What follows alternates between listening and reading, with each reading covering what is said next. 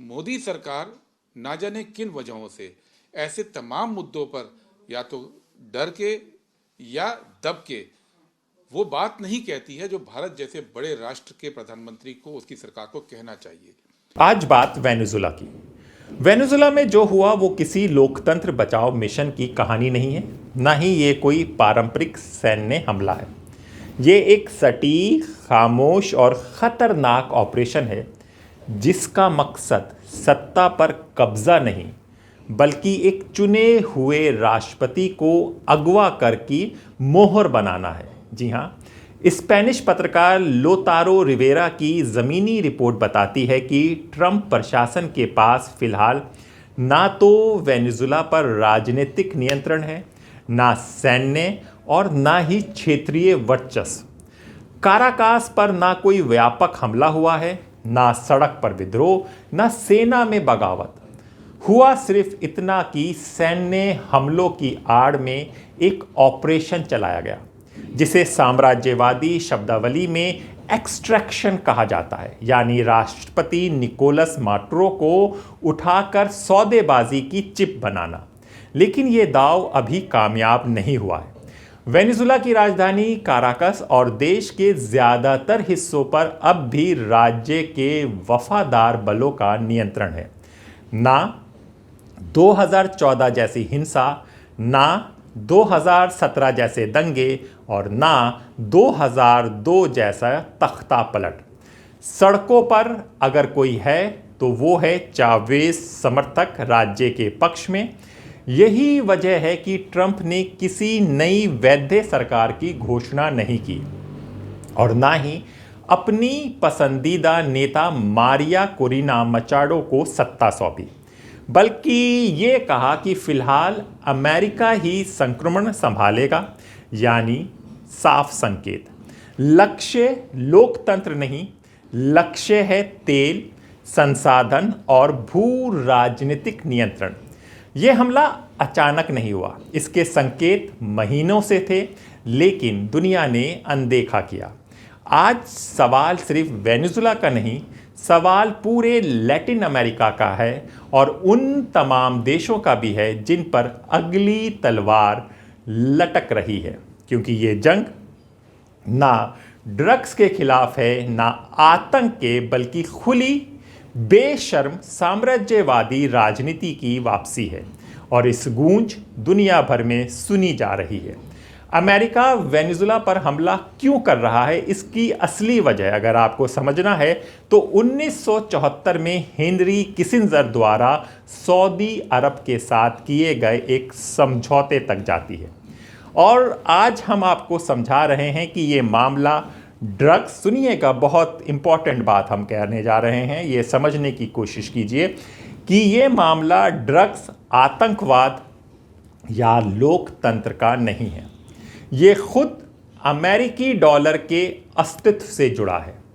ये है petro dollar व्यवस्था के बारे में, जिसने पिछले 50 वर्षों से अमेरिका को दुनिया की सबसे ताकतवर आर्थिक शक्ति बनाए रखा है और वेनेजुला ने इसी व्यवस्था को खत्म करने की चुनौती दी। असल में हुआ क्या, ये समझिए। वेनेजुला के पास 303 अरब बैरल प्रमाणित तेल भंडार है। दुनिया में सबसे ज्यादा सऊदी अरब से भी अधिक। दुनिया के कुल तेल का लगभग 20%। लेकिन असली बात यह है, वेनेजुला ये तेल डॉलर में नहीं बल्कि चीनी युआन में बेच रहा था। फिर से सुनिएगा, वेनेजुला ये तेल डॉलर में नहीं बल्कि चीनी युआन में बेच रहा था। 2018 में वेनेजुला ने घोषणा की वो डॉलर से खुद को मुक्त करेगा। तेल के बदले युआन, यूरो, रूबल सब स्वीकार किए डॉलर को छोड़कर। वो ब्रिक्स में शामिल होने की कोशिश कर रहा था। चीन के साथ सीधे भुगतान चैनल बना रहा था जो स्विफ्ट SWIFT को पूरी तरह बायपास करते थे। और उसके पास इतना तेल था कि वो दशकों तक डी-डॉलराइजेशन का फंड कर सकता था। ये इतना महत्वपूर्ण क्यों है, इसको समझिए। क्योंकि पूरी अमेरिकी वित्तीय व्यवस्था एक चीज पर टिकी है, वो है पेट्रो डॉलर। 1974 में हेनरी किसिंजर ने सऊदी अरब से सौदा किया। दुनिया भर में बिकने वाला सारा तेल अमेरिकी डॉलर में ही मूल्यांकित होगा। बदले में अमेरिका सैन्य सुरक्षा देगा। इस एक समझौते ने डॉलर की कृत्रिम वैश्विक मांग बढ़ा दी। दुनिया के हर देश को तेल खरीदने के लिए डॉलर चाहिए। इससे अमेरिका असीमित पैसा छाप रहा था, जबकि बाकी दुनिया उसे कमाने के लिए काम करती थी। यही अमेरिकी सेना कल्याणकारी योजनाओं और घाटे के खर्च को फंड करता है। ये तो है एक बात। पेट्रो डॉलर अमेरिकी वर्चस्व के लिए एयरक्राफ्ट कैरियर से भी ज़्यादा अहम है। और जो नेता इसे चुनौती देते हैं उसके साथ क्या होता है, एक पैटर्न है, समझिए। साल 2000 में सद्दाम हुसैन ने घोषणा की कि इराक तेल डॉलर के बजाय यूरो में बेचेगा। 2003 में इराक पर हमला हो गया, सरकार बदली, तेल फिर से डॉलर में बिकने लगा। सद्दाम को भीड़ ने मार डाला। WMD भी कभी मिले ही नहीं, क्योंकि वो थे ही नहीं। 2009 में क्या होता है, मुअम्मर गद्दाफी ने लीबिया के तेल व्यापार के लिए सोने से समर्थित गोल्ड दिनार का प्रस्ताव रखा। हिलेरी क्लिंटन की लीक ईमेल्स में साफ लिखा है कि यह हस्तक्षेप की मुख्य वजह थी। ये सोना, ईमेल में जो लिखा है, आप थोड़ा सा उसका एक अंश बताते हैं। ये सोना लीबियाई गोल्ड दिनार पर आधारित एक पैन अफ्रीकी मुद्रा स्थापित करने के लिए था। 2011 में नाटो ने लीबिया पर बमबारी की, गद्दाफी को यातनाएं देकर मार डाला। आज लीबिया में खुलेआम गुलाम बाजार है। हम आए, हमने देखा, वो मर गया। हिलेरी क्लिंटन कैमरे पर हंसते हुए बोली, गोल्ड दिनार भी वहीं ख़त्म हो गया। और अब माटुरो, सद्दाम और गद्दाफी दोनों को मिलाकर जितने तेल भंडार थे उनसे, सुनिएगा ये लाइन, सद्दाम और गद्दाफी को मिलाकर जितने तेल भंडार थे उनसे 5 गुना ज़्यादा माटुरो के पास। युआन में तेल बिक्री, डॉलर से बाहर भुगतान प्रणाली, ब्रिक्स की सदस्यता की कोशिश, चीन, रूस और ईरान के साथ साझेदारी, यानी वो देश जो डी-डॉलराइजेशन का नेतृत्व कर रहे हैं, उनके साथ ये संयोग नहीं है। पेट्रो डॉलर को चुनौती 2 सरकार गिरा दी जाती हैं। हर एक बार अमेरिका के होमलैंड सिक्योरिटी सलाहकार स्टीफन मिलर ने 2 कहा।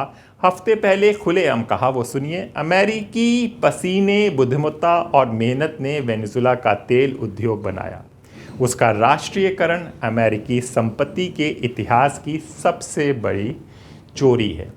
यानी वो कह रहे हैं कि वेनेजुएला का तेल अमेरिका का है क्योंकि 100 साल पहले अमेरिकी कंपनी ने उसे विकसित किया था। इस तर्क से तो इतिहास हर राष्ट्रीयकरण चोरी हो गया है। लेकिन असली गहरी समस्या ये है, पेट्रो डॉलर पहले से ही मर रहा है। रूस यूक्रेन युद्ध के बाद तेल रूबल और युआन में बेचा रहा है। सऊदी अरब युआन में भुगतान पर खुलकर बात कर रहा है।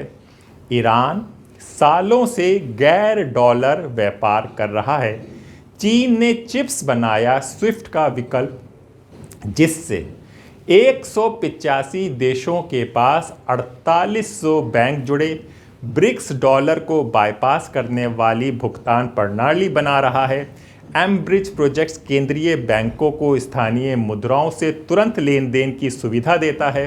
303 अरब बैरल तेल के साथ वेनेजुएला का ब्रिक्स में शामिल होना इस प्रक्रिया को कई गुना तेज कर देता है। यही इस हमले की असली वजह समझनी चाहिए, ना ड्रग्स। वेनेजुएला से अमेरिका में आने वाला कोकीन 1% से भी कम है। ना आतंकवाद, मुठभेड़ों के साथ आतंकी संगठन चलाने का कोई सबूत नहीं है, ना लोकतंत्र। अमेरिका सऊदी अरब का समर्थन करता है जहां कोई चुनाव नहीं। ये 50 साल पुराने उस सिस्टम को बचाने की कोशिश है जो अमेरिका को पैसा छापने देता है और दुनिया को काम करने पर मजबूर करता है। इसके नतीजे डरावने हैं। रूस, चीन और ईरान इसे सशस्त्र आक्रमण बता रहा है। चीन, जो वेनेजुएला का सबसे बड़ा तेल खरीदार है, अरबों डॉलर खो रहा है। ब्रिक्स के देश देख रहे हैं कि डॉलर से बाहर व्यापार करने पर किसी देश के साथ क्या किया जाता है। संदेश साफ है, डॉलर को चुनौती दोगे, बम गिरेंगे। लेकिन समस्या ये है, ये संदेश डी डॉलराइजेशन को रोकने के बजाय शायद और तेज कर देगा। अब ग्लोबल साउथ जनता की डॉलर वर्चस्व को चुनौती देने पर क्या होता है, और वो समझ रहे हैं कि इकलौता बचाव है और तेज़ी से आगे बढ़ना है। 3 जनवरी 2026 वेनेजुएला पर हमला, मदुरो गिरफ्तार। 3 जनवरी 1990 पनामा पर हमला, 9 गिरफ्तार। 36 साल का अंदर, लगभग वही दिन, वही स्क्रिप्ट, वही ड्रग ट्रैफिकिंग का बहाना, वही असली वजह, संसाधनों और व्यापार पर नियंत्रण। इतिहास खुद को दोहराता नहीं, लेकिन तुक ज़रूर मिलाता है। अब आगे क्या सबसे बड़ी जान। मारे गए लोगों में ट्रंप की प्रेस कॉन्फ्रेंस कहानी सेट की जाएगी। अमेरिकी तेल कंपनियां पहले से लाइन में हैं। पॉलिटिको के मुताबिक उन्हें वेनेजुएला लौटने के लिए संपर्क किया जाएगा। विपक्ष को सत्ता में बैठाया जाएगा। तेल फिर डॉलर में बहेगा। वेनेजुएला एक और इराक बनेगा, एक और लीबिया बनेगा। लेकिन असली सवाल ये है, जब आप बमबारी करके डॉलर का वर्चस्व नहीं बचा पाएंगे तब क्या होगा? जब चीन के पास जवाबी कार्रवाई की आर्थिक ताकत होगी तब क्या होगा? जब ब्रिक्स दुनिया की 40% जीडीपी नियंत्रण करेगा और कहेगा अब डॉलर नहीं। जब दुनिया समझेगी कि पेट्रो डॉलर हिंसा से बनाए रखा गया है, अमेरिका ने अपने पत्ते खोल दिए हैं। अब सवाल ये है, दुनिया झुकेगी या बर्फ का कॉल करेगी? क्योंकि जब किसी मुद्रा को चलाने के लिए देशों पर बम गिराने पड़े तो समझ लीजिए वो मुद्रा पहले ही मर चुकी है। वेनेजुएला शुरुआत नहीं है, एक हताश अंत है। आप क्या सोचते हैं ये बताइएगा। उससे पहले आप क्या सोचते हैं ये बताइएगा, लेकिन एक सवाल ज़रूर उठ गया है आज का, अगर अखबार पढ़ेंगे, कि इस हमले का भारत ने कंसर्न जताया है, कंडेम नहीं किया है। सवाल आज देश पूछ रहा है, क्या भारत कभी इतना कमज़ोर था? किडनैप करके, उनकी बीवी को किडनैप करके, जो एक स्वतंत्र देश, एक सॉवरेन कंट्री के मामले में हस्तक्षेप किया है, वो अंतर्राष्ट्रीय नियमों के पूरी तरह खिलाफ है। भारत कोई छोटा मोटा देश नहीं है। हम एक सुपर पावर अपने को कहते हैं, और हैं भी, न्यूक्लियर पावर भी है, आर्थिक पावर भी है। और हमारी जो परंपरा रही है पिछले 70-75 साल के अंदर, वहाँ जहाँ पे भी कुछ ऐसा गड़बड़ होती है जो नैतिक सिद्धांतों के खिलाफ जाती है, अंतर्राष्ट्रीय मानकों के खिलाफ जाती है, भारत ने हमेशा खुलकर स्टैंड लिया है, और यही भारत की ताकत है। मोदी सरकार ना जाने किन वजहों से ऐसे तमाम मुद्दों पर या तो डर के या दब के वो बात नहीं कहती है जो भारत जैसे बड़े राष्ट्र के प्रधानमंत्री को, उसकी सरकार को कहना चाहिए। ये एक ऐसी घटना है जिसको खुलेआम, जिसको सिरे से कंडेम करना चाहिए था, इसकी निंदा करनी चाहिए। और कांग्रेस पार्टी ऐसे तमाम जो अमेरिका के द्वारा दूसरे देश में हस्तक्षेप किए गए उसके खिलाफ बोलती रही है, और यही बात हमने कल भी अपने अधिकृत बयान में कही है। आखिर वेनेजुएला में तख्ता पलट हुआ, खुले सैन्य दखल अंदाजी हुई, लेकिन मोदी सरकार के बयान में अमेरिका का नाम तक नहीं आया। लोग कह रहे हैं जो खुद को विश्वगुरु कहते हैं उसकी ज़ुबान पर ऐसे मौक़ों पर ताले क्यों लग जाते हैं? मोदी जी भारत के प्रधानमंत्री हैं, उस भारत के जिसने हमेशा सीना ठोक कर दुनिया से बात की। फिर आज ऐसा क्या बदल गया कि डर डर कर शब्द चुने जा रहे हैं? हम वही देश हैं जिसने महाशक्तियों के दबाव को ठेंगा दिखाकर गुट निरपेक्ष आंदोलन खड़ा किया था। तब भारत गरीब था, नई आज़ादी मिली थी, संसाधन नहीं थे, लेकिन हुजूर रीढ़ की हड्डी सीधी थी, आत्मसम्मान जिंदा था। आज भारत परमाणु शक्ति है, अंतरिक्ष में झंडा गाड़ चुका है, आर्थिक महाशक्ति कहलाने लगा है। लेकिन लगता है एक नैतिक साहस कहीं रास्ते में गिर गया है, ऐसी चर्चा होने लगी है। सोचिए, अगर यही सोच आज़ादी के बाद सत्ता में होती तो क्या नेहरू गुटनिरपेक्ष आंदोलन शुरू कर पाते? क्या भारत परमाणु कार्यक्रम का सपना देख पाता? क्या अंतरिक्ष में जाने की हिम्मत करता? अगर यही सरकार तब होती तो क्या इंदिरा गांधी अमेरिका को आंखें दिखाकर बांग्लादेश बनवा पाती?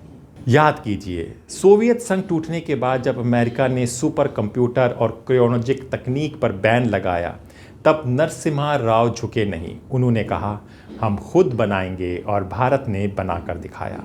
अमेरिका रोक नहीं सका। क्या आज की सरकार वैसी हिम्मत क्यों नहीं दिखा पाती? ये एक सवाल अब उठने लगा है, लोग सवाल पूछने लगे हैं। जिस सरकार से ना अमेरिका का नाम लिया जाता है, ना ट्रंप को जवाब दिया जाता है, ना चीन की आंखों में आंखें डालकर बात होती है, विश्व गुरु होने का दावा करना आसान है, लेकिन जब वक्त आए तब दुनिया के सामने खड़े होकर गलत को गलत कहने का साहस दिखाना, यही हम लोग सवाल करते हैं कि कम से कम जो गलत है उसे गलत तो बोलो, कुछ नहीं तो उसके साथ तो खड़े हो, तो बोल तो दो कि ये गलत है। वही असली नेतृत्व होता है। आज सवाल ये नहीं कि दुनिया भारत को कैसे देखती है, सवाल ये है कि भारत को किस हाल में देखा जा रहा है और भारत खुद को कैसा दिखाना चाहता है। क्या इतना कमज़ोर है भारत? नहीं, बिल्कुल नहीं। या फिर पहले कभी नहीं था? जो भी होगा आप हमें कमेंट बॉक्स में बताएं। नमस्कार।